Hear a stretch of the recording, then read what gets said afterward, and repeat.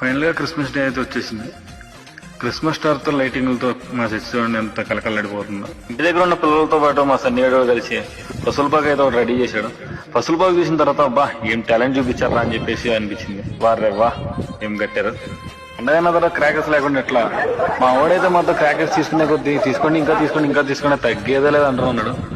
వాడు అన్నట్టుగానే మొత్తం తగ్గేదేలు అన్నట్టుగానే క్రాకర్స్ తీసుకుని అయితే స్టార్ట్ అయిపోయాం. ముందు ఇంటికి వెళ్ళేసరికి మా యూత్ మొత్తం తేరైతే రెడీ చేసేసారు. ప్రేయర్ కంప్లీట్ అయిపోయిన తర్వాత పలహారం అయితే పని చేసుకుని తేరేగింపుకి అయితే రెడీగా అయిపోయాము.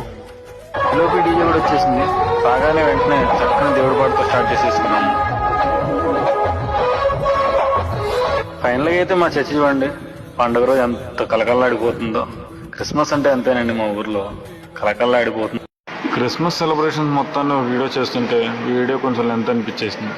అంత లెంత్ మీద చూడాలంటే అందరూ చూడలేరు కాబట్టి పార్ట్ 3గా క్రియేట్ చేశాను. పార్ట్ 3లో అయితే ఫుల్ సెలబ్రేషన్ చూడొచ్చు. థ్యాంక్ యూ అన్న తమ్మ.